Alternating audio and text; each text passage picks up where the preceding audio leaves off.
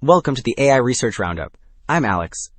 Today we're looking at a paper from the Hugging Face trending list, published on December 27, 2025, just under a week ago.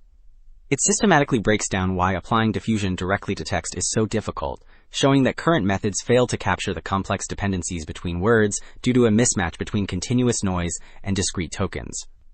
The paper is titled, "On the Role of Discreteness in Diffusion Large Language Models." And, as we'll see in the breakdown, the identified trade-offs suggest a necessary shift in how we approach generative text beyond the standard left-to-right method. So, why bother with diffusion for text if it's hard?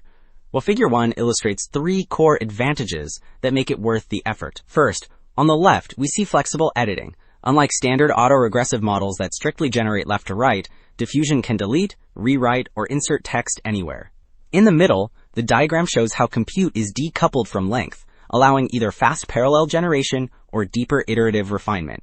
Finally, the right panel depicts multi-view data modeling, where the model learns from random masking patterns instead of a fixed order, which creates more robust representations.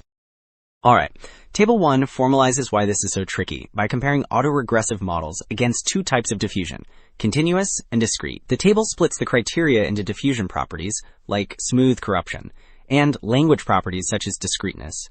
We see a clear trade-off here. Continuous diffusion models, in the middle column, excel at smooth corruption, but fail the discreteness check because they operate in continuous space. Conversely, the discrete models in the right column maintain token structure, but lose that smooth granular noise process. Now, Figure 2 visualizes a major issue the authors identify as frequency collapse. The graph shows the probability of the top predicted words at different positions in a sentence when the model faces uniform masking. On the left side, close to the initial prompt, the predictions are meaningful and specific, like brain and cells. But as we look to the right side, at more distant positions, the quality degrades sharply. The model starts predicting only generic, high-frequency words, like the or end of sentence tags. This happens because uniform corruption wipes out the local context needed for those later words, forcing the model to default to the most common tokens in its vocabulary. Figure 3 demonstrates the second major failure mode, called the marginal trap. On the left, consider 2 valid sentences. He likes apple, and I play tennis. The middle panel shows the model learning probabilities for each position independently.